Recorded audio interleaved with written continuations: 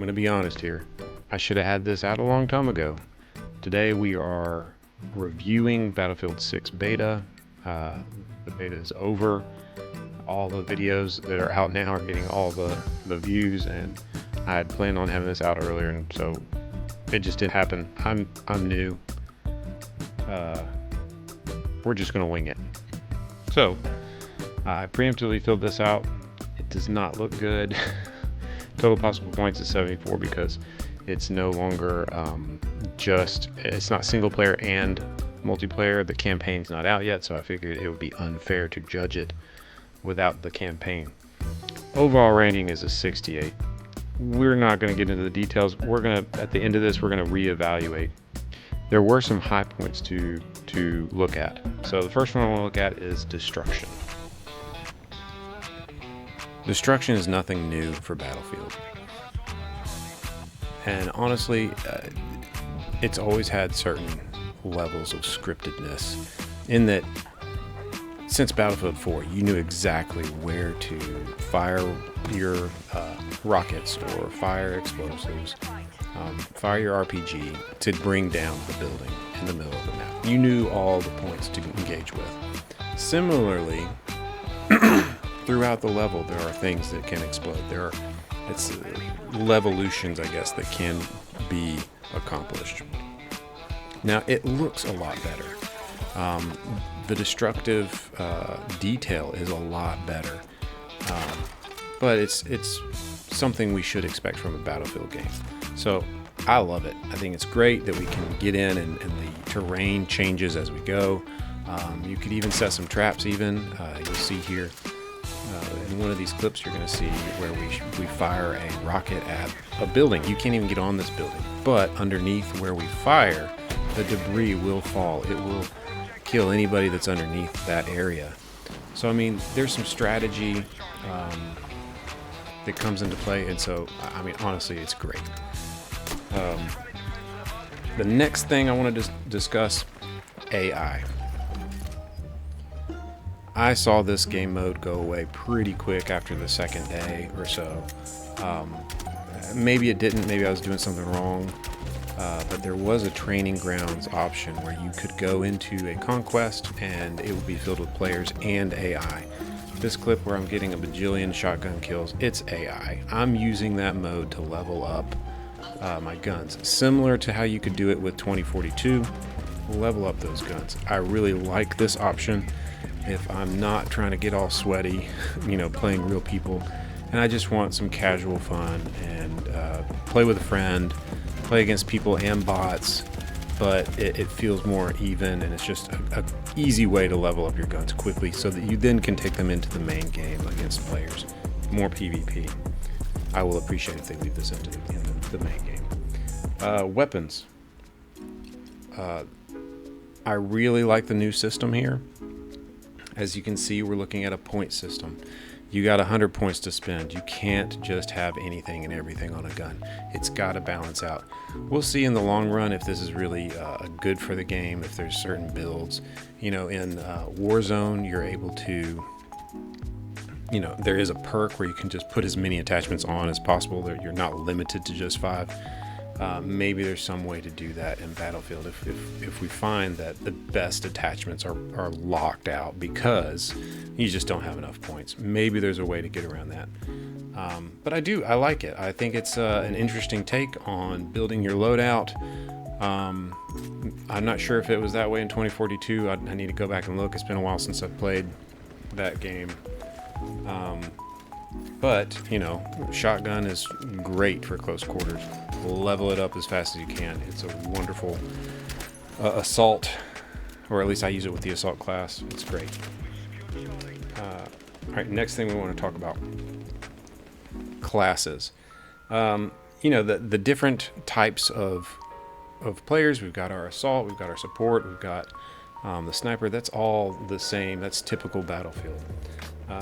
One thing I like is this new effectiveness kind of rating that as you're playing, you'll see in the bottom right, and if you look at the classes, it gives an explanation of what each stage means. If for assault, it's going to spell it out, and I'll show it on this clip. You can just look in the bottom right what each stage means. But as you're playing and you're earning points with that type of soldier, that class, you're going to level it up, and as it levels up, it unlocks more perks. So I like this. I like that the longer you play with a certain class, the more effective you get, and it, you know, it goes all around. The other team is doing the same thing, so it should stay balanced. I'd need to do some more testing and try and figure out how this might impact everything else. Is it balanced? Is it going to, are certain classes more effective than others? Is there such thing as a meta, you know? All right, so I could go into game modes, but I'm not going to. I'm not going to make this too long of a video. The game modes are fun, though. I did have an easy time, very simple way to use the search, you know, server searching, I guess, or, you know, different game modes that you want, breakthrough and rush only. I needed to do that to complete a challenge or two, because I didn't want to keep doing conquests or others. They were pretty effective in letting the player choose what they want to play. But maps, I'm hoping for more. The maps, even though some were big enough that you have jets, you have helicopters,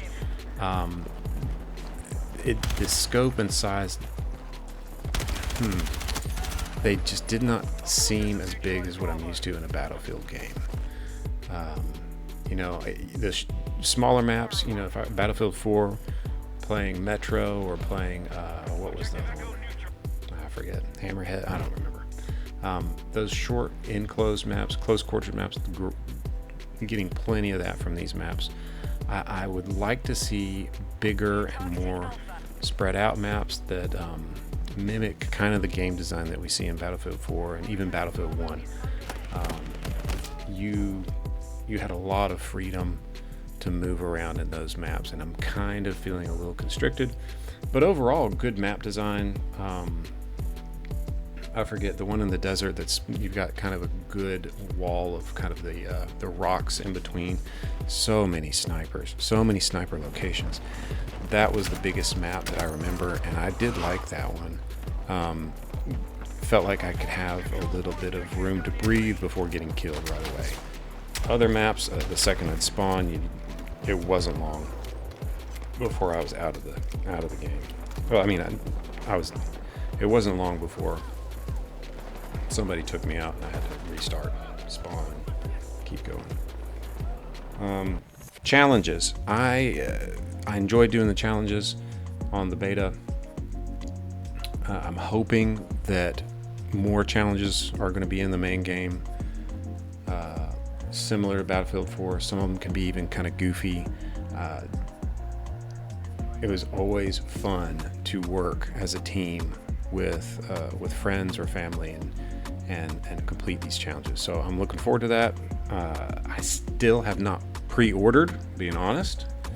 I'd like to believe that we're not headed for another Battlefield 2042 fiasco where you know, no campaign, it just felt so disjointed that, you know, I leveled up and played all the different classes as much as I could, and then there's a certain point where I just wasn't coming back.